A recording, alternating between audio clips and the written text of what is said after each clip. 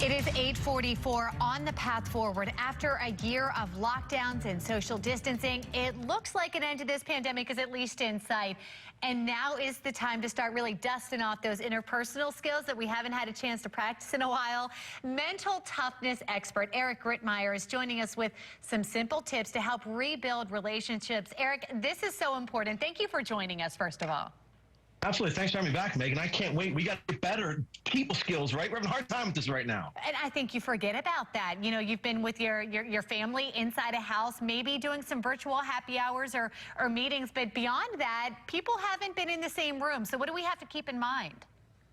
Yeah, this is the difficult. Here's the thing, Megan. A lot of people had a difficult time with their personal skills prior to the pandemic, right? Yeah. Now it's like, oh my God, what are we going to do? So just some really simple stuff. I think it all starts with just having a sense of humor. We become this serious society. We get so worked up about everything. We take offense to everything. Just goof off, be silly. Everybody wants to laugh, and it's so easy to do. I agree with that. I think the pandemic, you feel like you need to be talking about it in your vaccines, but you can talk about what you had for dinner last night, too. That's okay.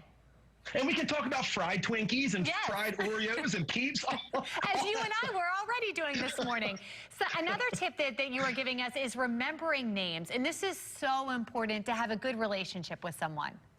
It sure is, Megan. And the thing about this is we love to hear our name, right? It's the most beautiful word in the language to us. If we can remember names, that's difficult to do. Me personally, I have to use little rhymes, right? So if I was meeting you for the first time, I'd be like, Megano, oregano, Megano, oregano. So in my mind, next time I see you, I can remember, right? But when we use the name, it really forms a connection with these people because they know we're paying attention. It's true. And most importantly, listening too. I think sometimes when you haven't seen someone in a while, you want to tell them about everything you've been doing and what's been going on, but you don't always stop to listen.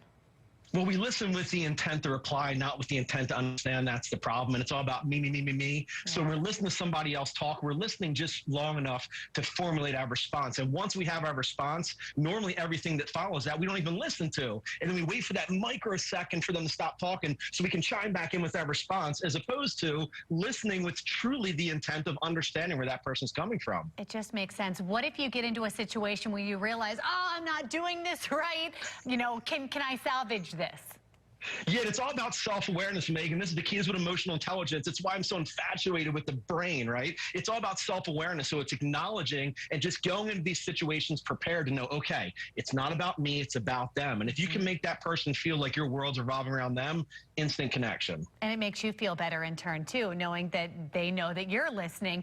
Do you think that people are a little rusty at this because it's been so long? Yeah, and again, we were rusty prior to, and just we're this self-centered society. I hate to say it, but and you know, the other thing too, Megan, we get so distracted. We just have to constantly be on our phones. You know, it makes me laugh. You go out with somebody, you sit down, they put their phone, like, let me put it on vibrate, right? They put it face up, and the whole time they're like this.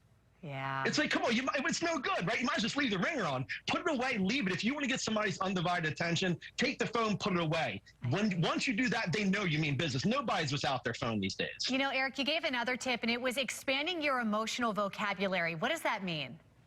Yeah, we aren't taught emotional skills, right? So especially guys, right? We're just like cardboard. We don't have any emotions. So we got to get better at just a deep, I call it a feelings vocabulary, expressing ourselves, not trying to suppress how we feel, understanding that 100% of our feelings are okay. It's how we respond to those feelings. And in deep relationships, just being very, very intense with people, not I'm angry or I'm mad. Get more in depth. You know, this is why I'm upset. This is why I feel how I feel. When we can connect on that emotional level, it gets much deeper.